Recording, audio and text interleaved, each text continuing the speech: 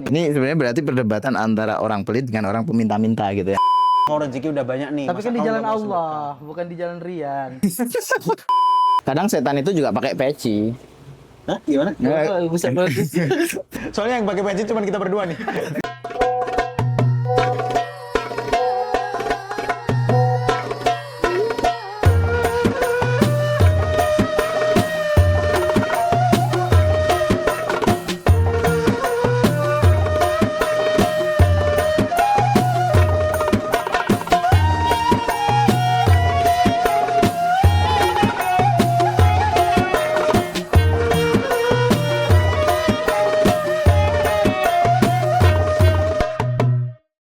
Assalamualaikum warahmatullahi wabarakatuh. Welcome to Soan Santun. Satu program yang dimana kita mendatangi orang-orang berilmu untuk menanyakan bab-bab seputar agama. Atau yang biasa kita sebut dengan Soan. Karena setiap insan yang kehilangan butuh sowan. Dan program ini didukung penuh oleh Teras Dakwah. Di episode kali ini kita masih bersama dengan Ustadz Ali Abu Haidar. The man, the myth, the legend.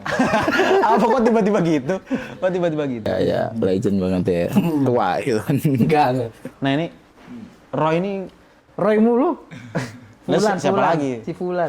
Si Fulan Roy. Si Fulan Roy. Pelit banget beneran. Saya tuh berteman sama dia udah bertahun-tahun, pelit banget. Masa saya misal minta sedekah ke dia nggak boleh kata. Dia kan banyak nih, masa endorsean kan banyak kan. Oh gitu. Bisa sampai puluhan Masya Allah. juta gitu. Ya, Ratusan.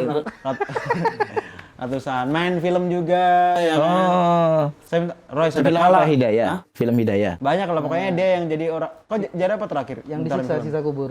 Ada pernah. Ada. Kok jadi batunya kan? Jadi cambuknya.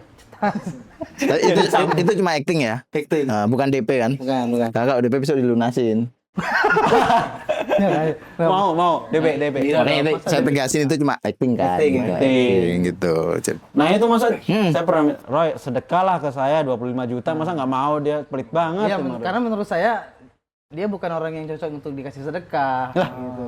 Emang maksudnya gini, kriteria orang yang cocok dikasih sedekah emang kayak gimana? Emang harus miskin, harus apa gitu? Nah, Oke. atau kriteria sama sekali pemberi dan penerima tuh gimana? Kita Iya, memang boleh nggak orang sedekah miskin dulu tuh nih. bersedekah Dari gitu? sedekah dulu nih. Ini sebenarnya berarti perdebatan antara orang pelit dengan orang peminta-minta gitu ya. Enggak, lebih ke Oh, enggak ya? friendship. Ini kita masih berteman nggak sih? Oh gitu. Ya. Ya, lebih ke ini aja apa ya? Iya. Karena kan saya prinsipnya nggak mau ngutang. Benar. Tapi minta gitu. Cuman Roy orang baik dia, saya Saya juga orang nggak baik mau gitu. ngasih. Itu pelit namanya. Pelit banget. Gimana tuh? Kalau ngasih, yang namanya ngasih itu ada satu ayat yang membuat sahabat namanya Abu Thalhah itu sampai mensedekahkan perusahaannya. Kalau dulu perusahaan itu ya kayaknya kebun kurma gitu loh, contohnya. Nah, ayatnya adalah tidak sempurna kebaikan kalian sampai kalian mensedekahkan, menginfakkan harta kalian di jalan Allah. Jadi nggak sempurna sampai kalian menginfakkan yang kalian cinta itu di jalan Allah. Jadi artinya itu motivasi biar orang itu saat dia mendapatkan sesuatu yang menurut dia cintai, ya kita sebutlah harta gitu kan, uang gitu. Kalau pengen sempurna iman kita, sempurna kebaikan kita, ya kasihkan di jalan Allah. Nah itu Roy, kok misal ngasih ke aku, udah pasti aku buat ibadah, aku kasih ke istri, ibadah itu. Istrimu yang mana?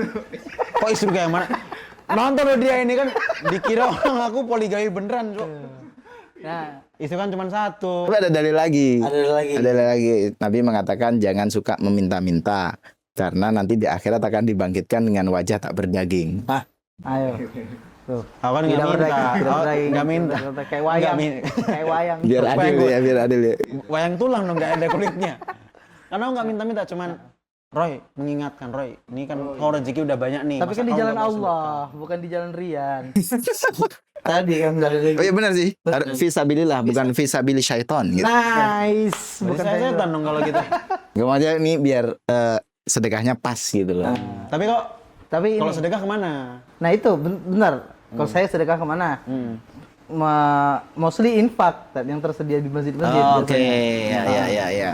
Karena sekarang saya juga kayak sering trust issue gitu. Kalau ada, kan ada beberapa nih, nggak tahu ya, ini tanpa nyebut merek. Ya. Dan ada beberapa iklan yang mengiklankan kayak Betul. Assalamualaikum kakak. Ya, semoga yang melihat video ini gitu kan Al-Quran tergugah Saya hatinya gitu. jujur agak trust issue. Ya. Kan dari gimana? Kalau dari kami ya, bahwa ketika kita memberikan sesuatu tuh kita juga harus mengilmui kepada siapa uang itu diberikan. Kayak tadi Mas Roy mau ngasih ke Mas Safrian misalkan, ya harus dipertimbangkan dulu, pantas apa enggak gitu kan.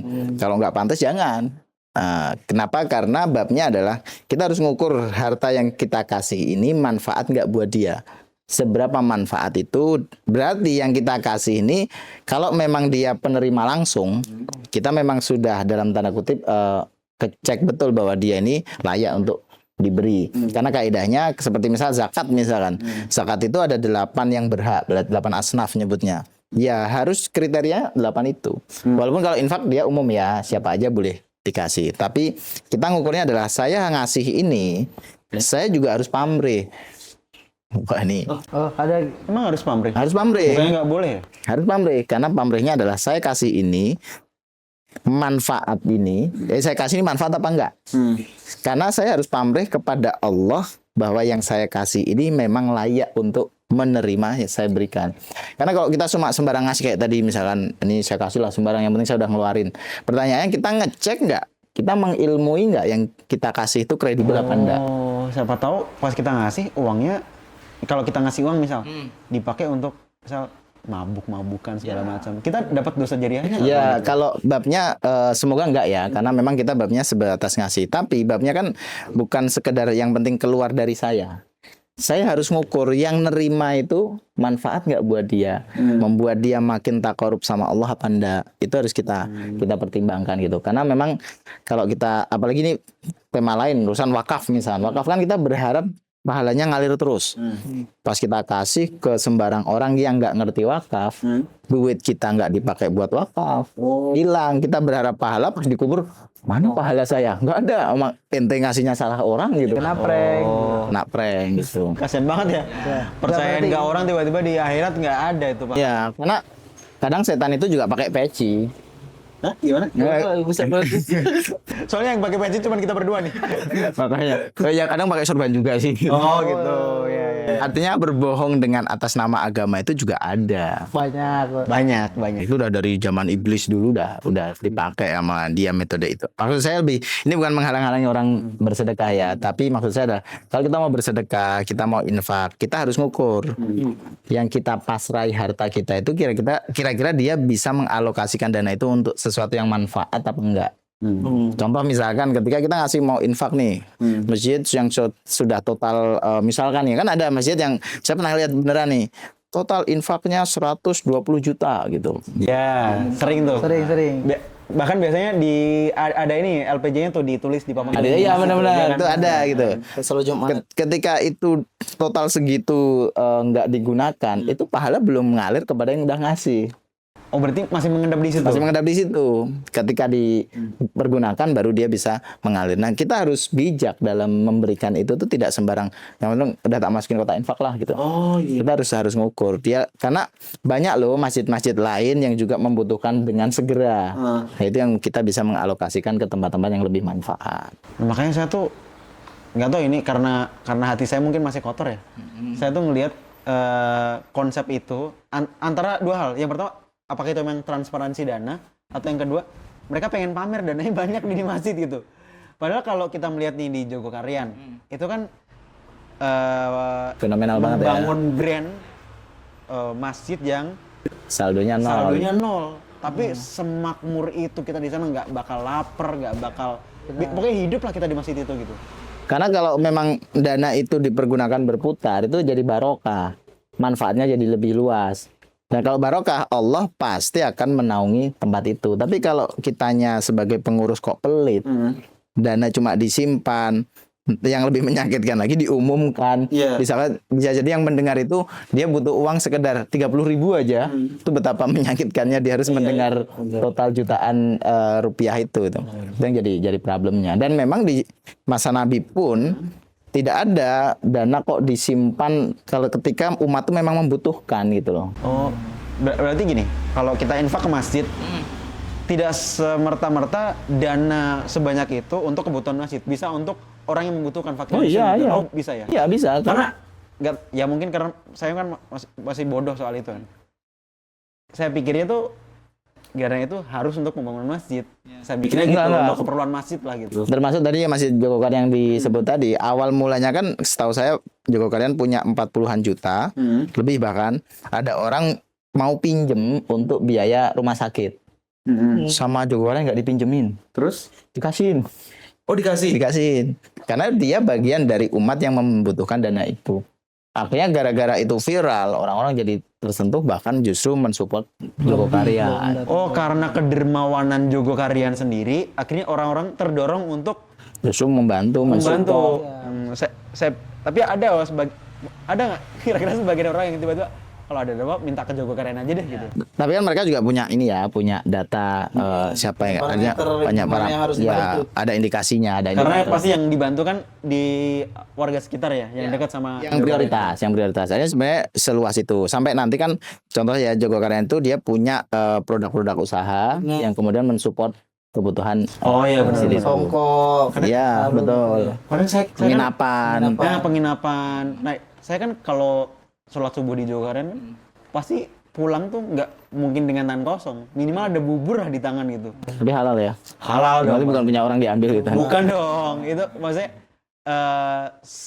apa ya?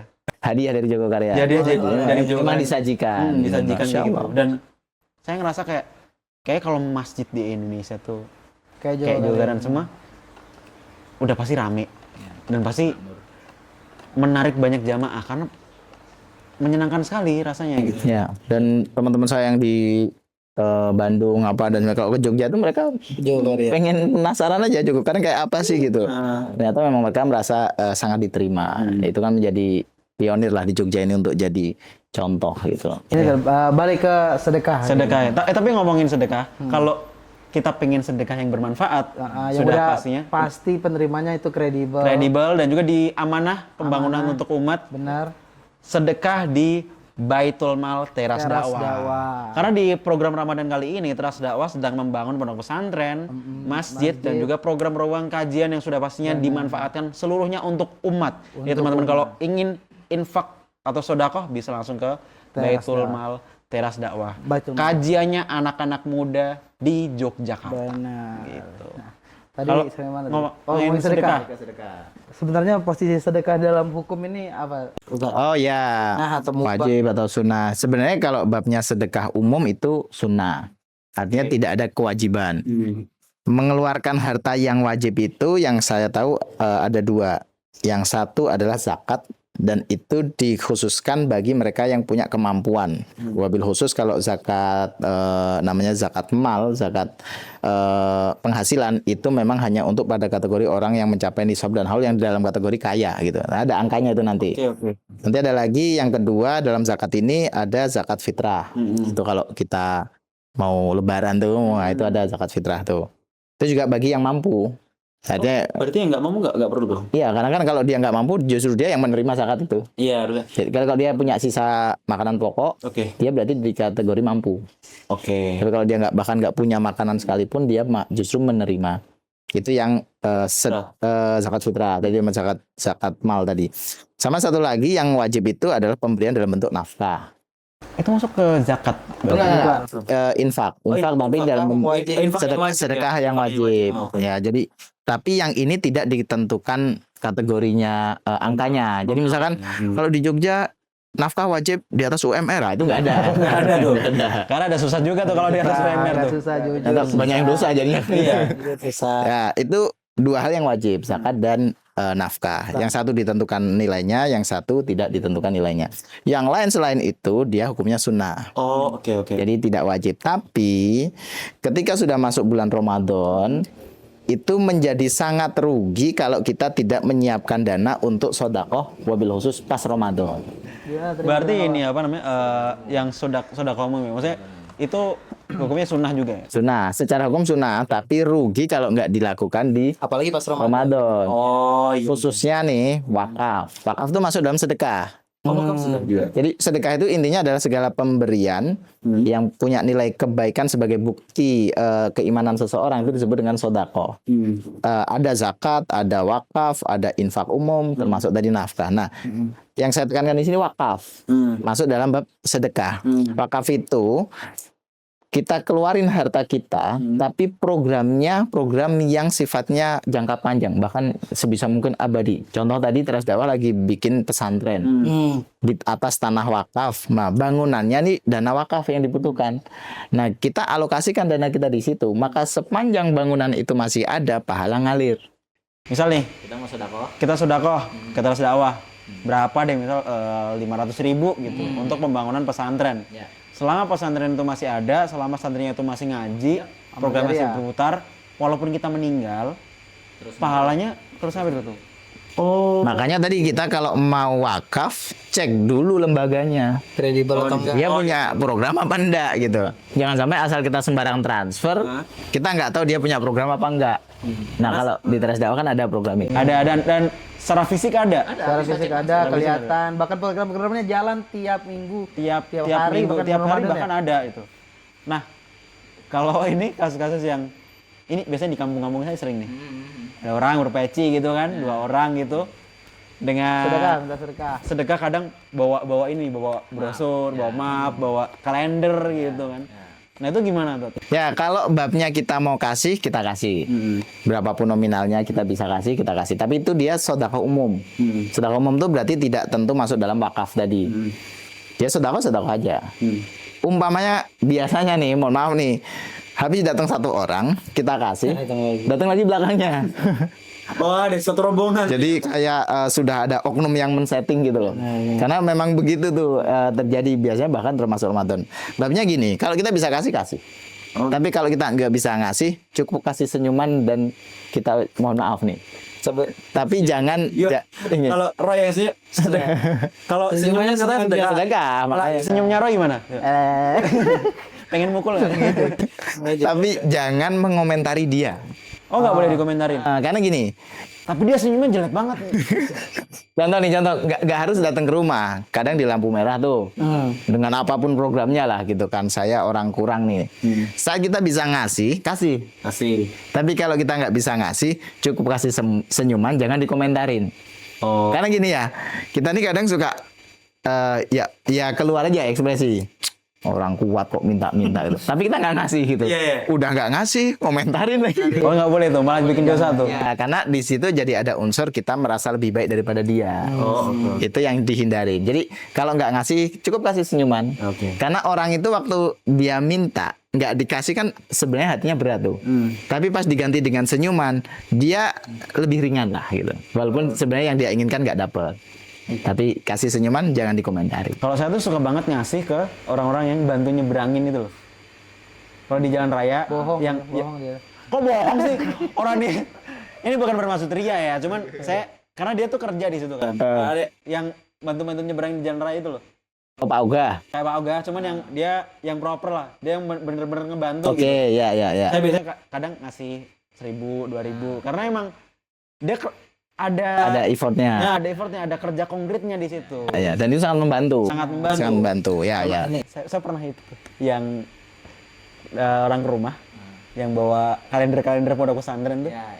Mas, ini kita lagi membangun pondok pesantren. Dia bawa kalender itu minta berapa, 50.000 gitu. Saya lihat pondok pesantrennya. Wah, pondok pesantren teman saya nih gitu. Mas, tunggu bentar sini ya. Saya telepon teman saya. Kebetulan teman saya Gus ya di situ. Saya telepon, pucat tuh, panik tuh. Ini beneran santri kamu ini segala macam. Oh enggak tuh, mana saya pengen lihat tuh Vicol gitu. Langsung cabut.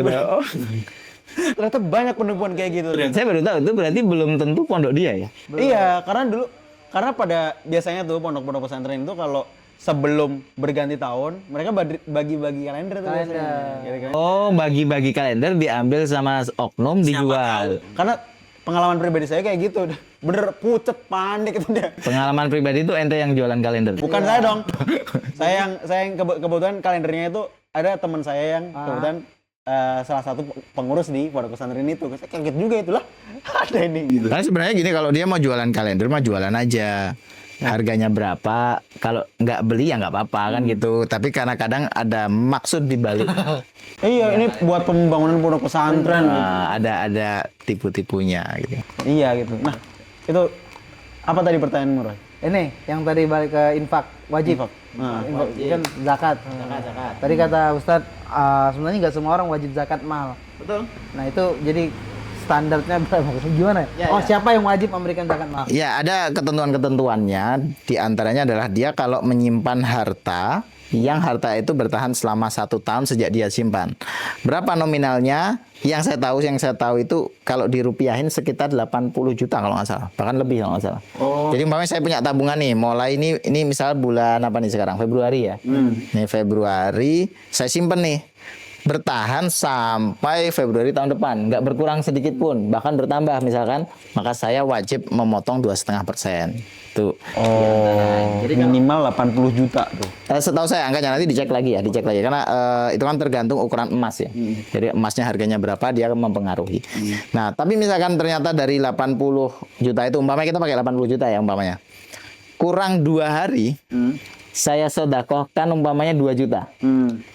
Dia tidak mencapai batas minimal tuh, maka saya tidak wajib zakat. Oh gitu. Gitu ya? Bisa nge-cheat ya.